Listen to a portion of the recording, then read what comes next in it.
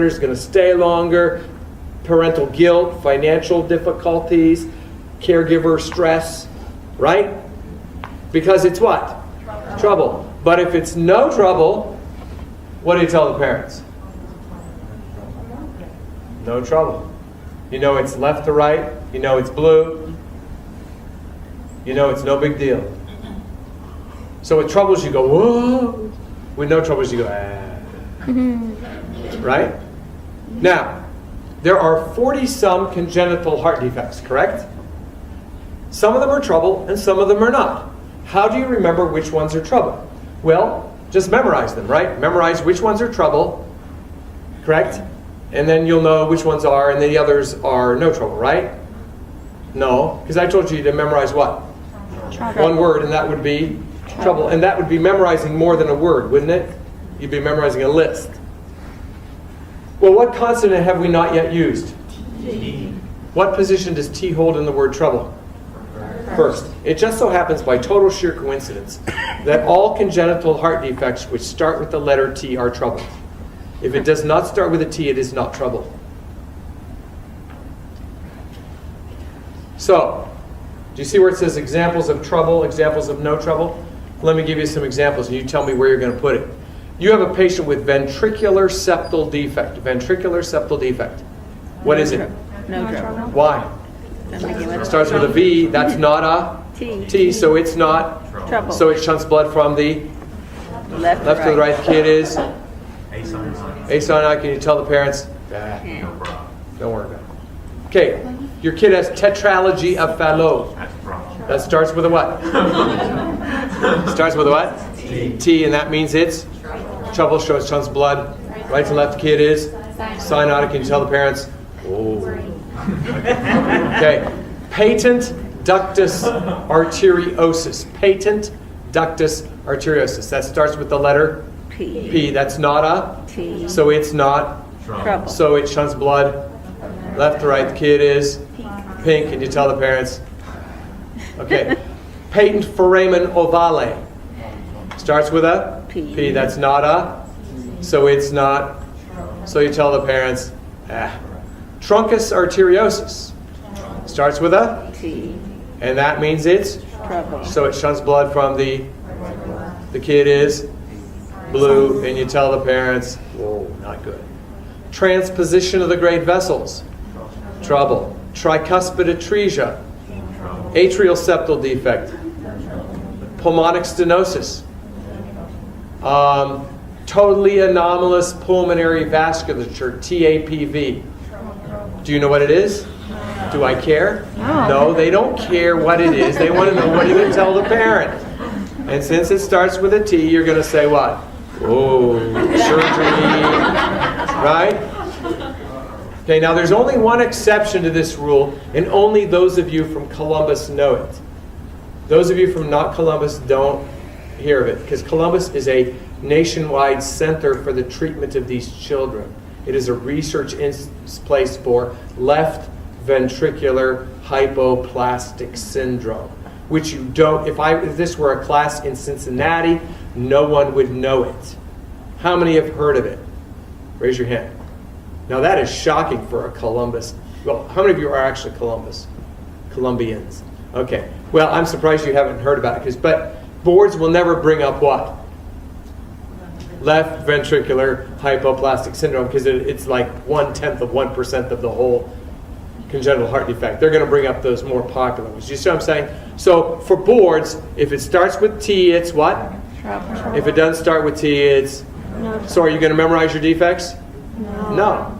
Just the word trouble. Okay? So that'll save you some time, won't it? So that whole chapter you got. Now there's just a couple more things you need to know.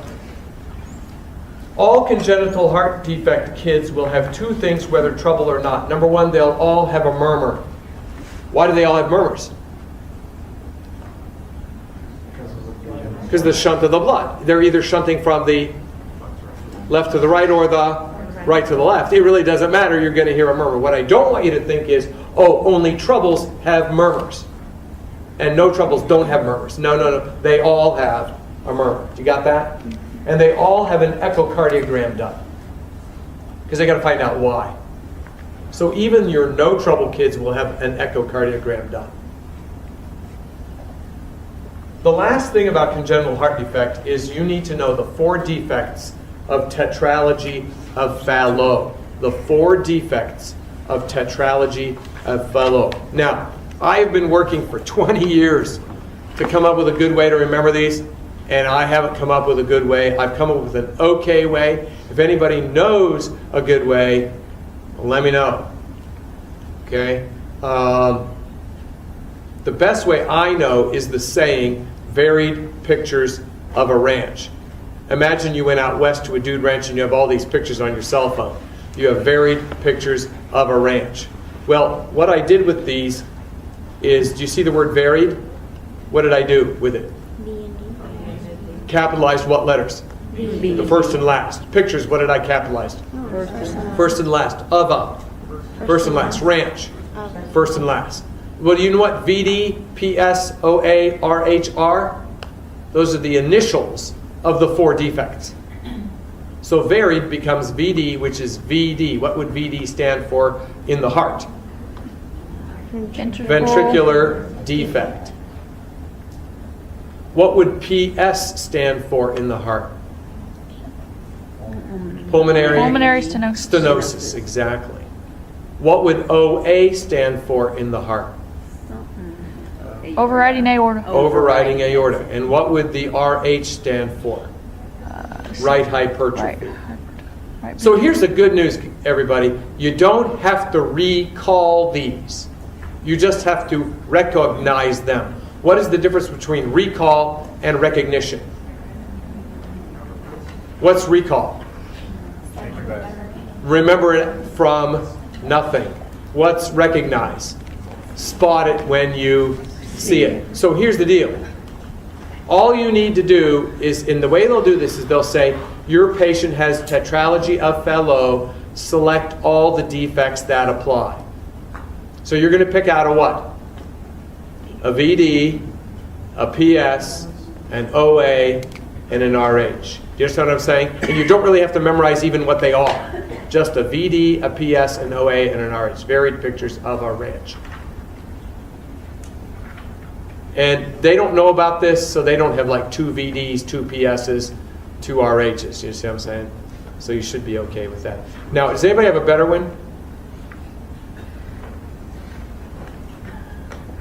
The only one I saw that was kind of interesting, it is kind of timely given the time of year we're talking about, is they wanted to get the VDPSOARH, but they wanted it to have something to do with heart, because that one has nothing to do with heart. So they said Valentine's, starts with a what? V. Day, D. starts with a what? D. Pick someone out a red heart. H. Valentine's Day, pick someone out a red heart. VDPSOARH. So I don't care what you do, but I suggest you remember VDPSOARH. Okay? But Varied Pictures of a Ranch does it for me because I always mess up. I always go, Valentine's Day, pick out someone, pick someone out, I go, oh. So it's kind of sloppy, but I have to tell you that because that's on there all the time. What are the 4 defects of tetralogy of Fallot? It's the only defect where they ask you what it is. So what do you have to memorize to know all of your congenital heart defect? Trouble and VDPSOARH. And you should get the whole chapter. All right, just in conclusion, I want to do a couple things so that you know where we're headed, and just a few short things. Page number 32, infectious disease and transmission-based precautions. Infectious disease and transmission-based precautions. Page 32, it's one page, I want to do it right now. There are 4 transmission-based precautions. Standard, universal, contact, droplet, and airborne. Which one did I leave out? Standard, universal. Why? I'm assuming you know that. That's If you don't know that, I don't want you to pass.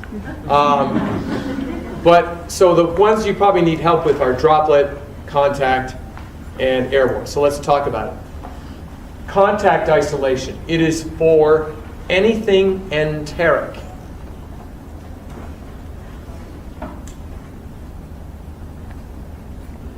Enteric, which means what? Can be caught from intestine. Fecal oral. Fecal oral. So that would be C. diff, Clostridium difficile, remember that one? Hepatitis A would be there, that's enteric, that's intestinal.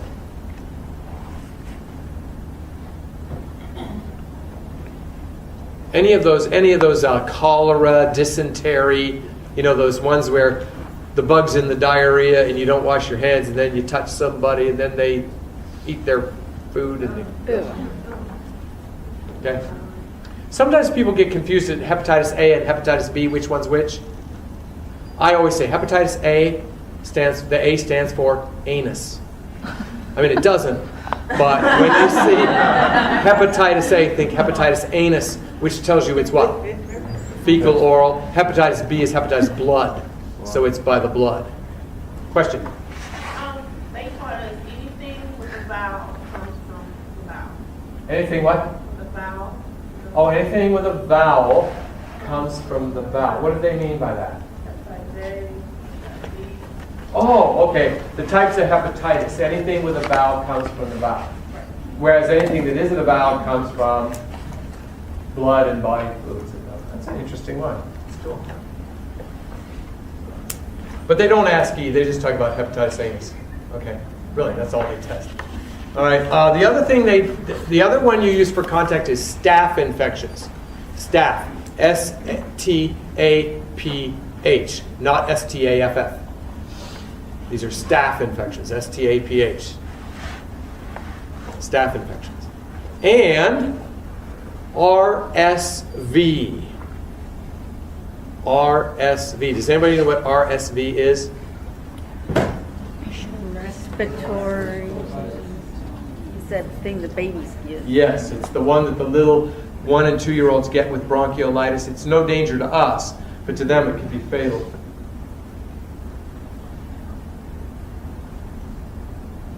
Respiratory syncytial virus. RSV. They will give you both names. Now, the interesting thing about RSV is how is it transmitted? Droplet. But what precautions is it on? Contact. See, there's where you don't get confused on this. You put RSVs on contact precautions even though it is transmitted via droplet. Because with little kids, they catch it from touching other things that other kids touched and put in their mouth. It's not because they're sneezing on each other. So you could put them on droplet and it still would pass. See, what they did is they used to put RSV on droplet, but it was still going all over the place because it was by the contact with objects that it was passing. So when they put them on contact, it stopped being passed even though it's transmitted via droplet. Does everybody make sense? So how is RSV usually transmitted? Kid takes a toy, puts it down, next kid takes the toy, and then they get it. So contact works best, even though it's transmitted via droplet. So don't get confused there. It is transmitted droplet, but it's on contact precautions. And herpes infections. So enterics, staph, RSV, and herpes. These infections are contact isolation. Now, what is involved in contact isolation? Now, I'm going to give you all the latest, newest things because they're really up on this. So this may have changed if you've come to another review. So you need to make sure if you're refreshing that you get this down. Alrighty? Because some things have changed. In contact, they are now saying private room is preferred. So therefore, while it is not required, it is preferred. Therefore, you would say yes to the private room. You understand? So that's a change. Yes to the private room because it is preferred. However, these kids can be put in the same room as long as you cohort. What does cohort mean? Same. So if you got 2 RSV kids, can you put them in the same room? Yes, but otherwise an RSV needs to be in their own room. Somebody said, well, at Cincinnati Children's, we put them all in the same room. Yeah, you're putting 6 RSV kids in the same room. Go at it. That's gold. What about an RSV kid with a suspected RSV kid? Yes or no? No. They have to be cultured and positive before you can put them in the same room, before you can cohort. So cohorting is done on the basis of culture or symptom. Culture, not symptom. You understand that? Mask, no. Gloves, yes. Gown, yes. Hand washing, when's that ever wrong? Yes. Eye face shields, no. Not unless you need them for universal, right? But you don't need them specifically for this. Special filter mask, no. Patient wear mask, no. Disposable supplies, dedicated equipment, yes. What is the difference between a disposable supply versus a dedicated equipment? Give me an example of a disposable supply. Pressure cuff. What's that? Blood pressure cuff. No, we don't throw the pressure cuff away. Do we throw the thermometer away? Like I was thinking of paper plate, a plastic utensil. What is a dedicated equipment? Stethoscope, a blood pressure cuff that stays only in their rooms. So what are the toys with these kids? If it's a kid, what's the toy? Disposable or dedicated? Dedicated. Only they play with them, no other kid plays with them. Of course, the 2 respiratory syncytial virus kids can play with it, what? Together. Negative airflow, no. Okay, droplet. Droplet is for bugs that travel 3 feet on large particles due to sneezing and coughing. They are for meningitises, all meningitis, and H flu. Have you heard of H flu? Yeah. Haemophilus influenza B? H flu? What's the big bad disease that H flu causes? Does anybody know which one it is? Meningitis. It can, but it's more likely to cause epiglottitis. You're right. H flu meningitis is common, but H flu causes epiglottitis more. Remember, that's that airway disease that if you stick something down their throat, they're going to obstruct so you don't look down their throat or mess with their throat. So what do? Here's another change. Private room is preferred. Not required, but it is preferred. So on boards, you would select private room. It is preferred. Unless you are what? Cohorting. Based on? Culture. And if it is meningitis, what did they all have to have? Lumbar punctures, right? Because that's where you culture the meningitis. Private room is preferred. Mask. Yes. Gloves. Yes. Gown? No. You don't need the gown. Hand washing? Yes. Special eye face shields? No, not unless you're doing something for universal. Special filter mask? No. Patient wear mask when leaving room? Yes. Disposable supplies, dedicated equipment, what do you think? Yes. And negative airflow? No.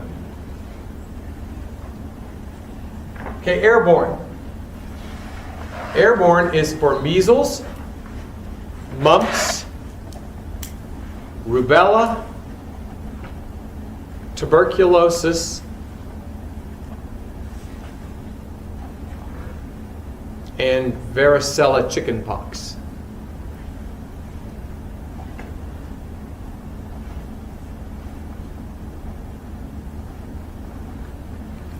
Now, private room. Required, unless you're cohorting.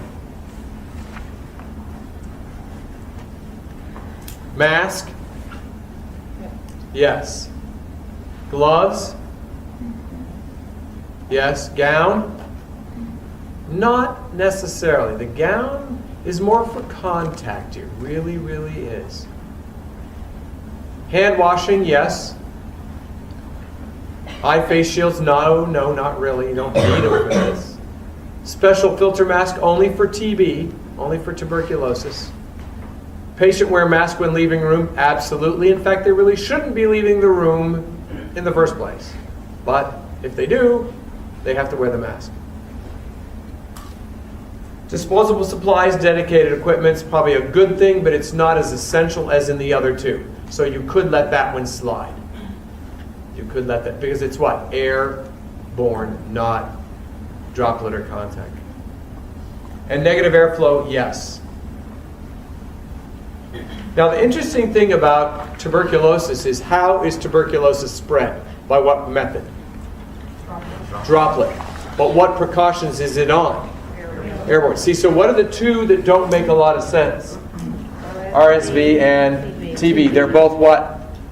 Droplet. One is, however, on contact. The other is on airborne. But they're both transmitted via droplet. Question? Where's shingles going to be placed on? Shingles would be herpes zoster, so it is a contact. It's by the varicella, but it's not a respiratory varicella. It's a contact varicella. Good question. The other thing that I want you to know, because they're really, they're like white on rice on this one, is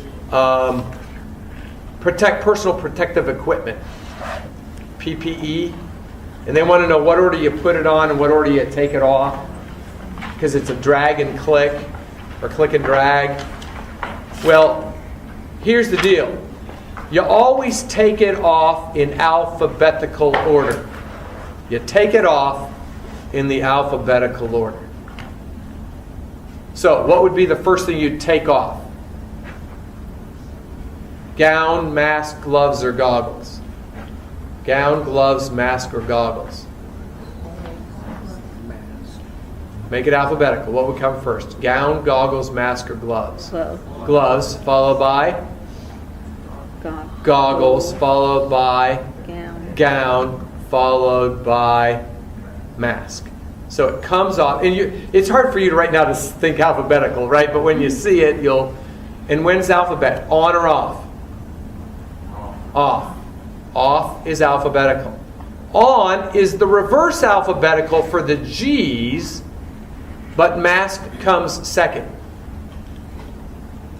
So what would you put it on? It's reverse alphabetical for the G's, and mask comes second. So it's G, M, G, G.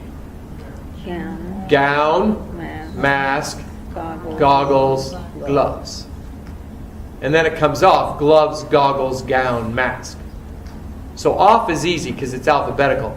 On, you got the G's are reverse alphabetical order, but the mask gets put in second. G, M, G, G, G, G, G, M. You see that?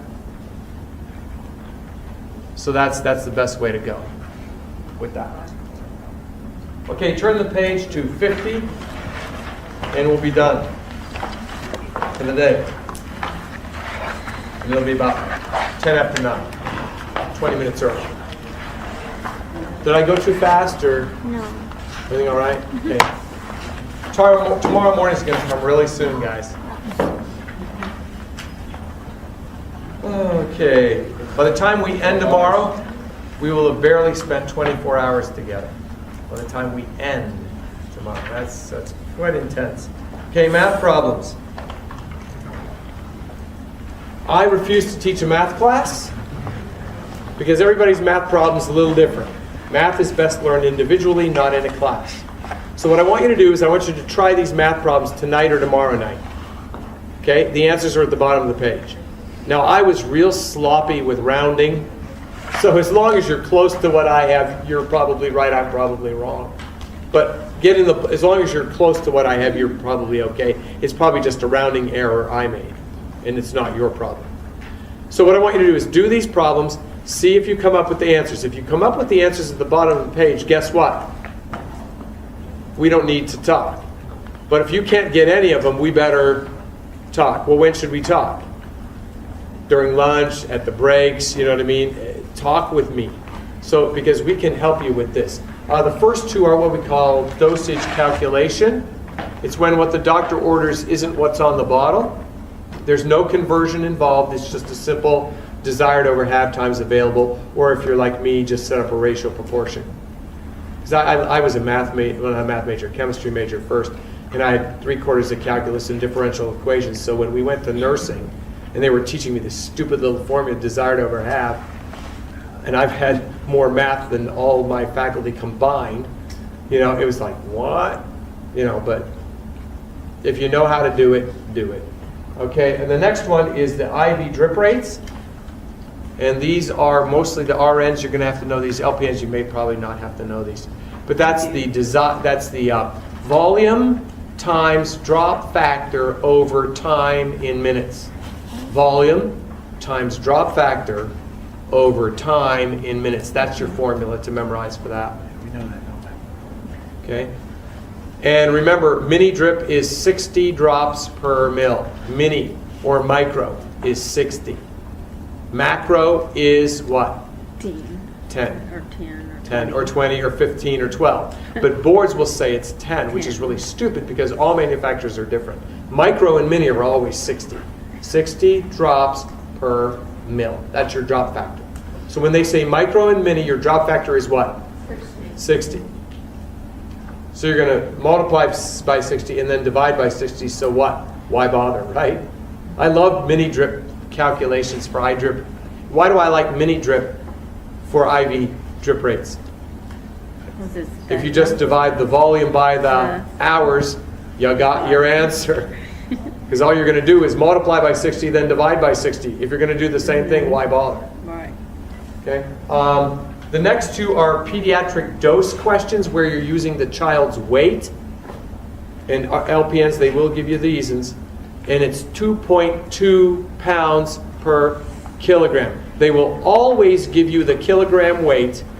Always. They will never go the other way. They don't give you kilograms and ask for pounds. They always give you pounds and ask for kilograms. So you're going to be what? Dividing pounds by 2.2. You will always, listen to this, you will always be dividing by 2.2.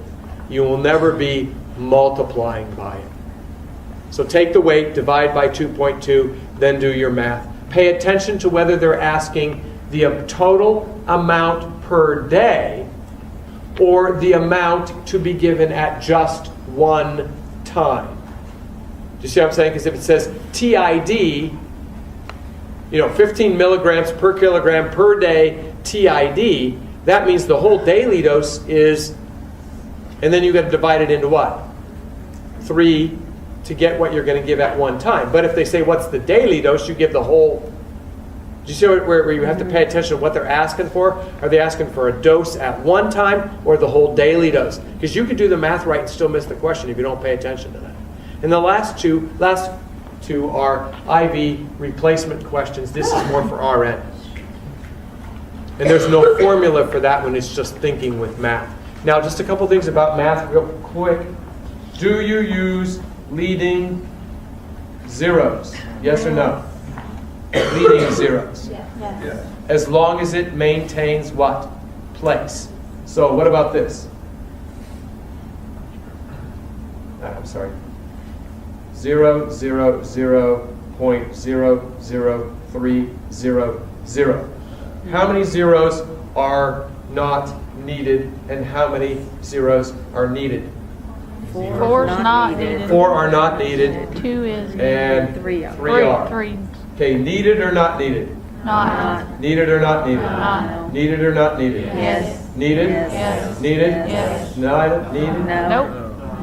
Okay. So no, you can use leading zeros as long as they maintain place. You do not use trailing zeros, ever. Alrighty?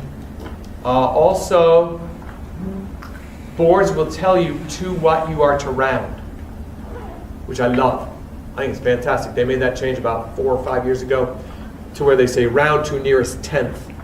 So you don't have to sit there going, what should I round to? They told you nearest tenth.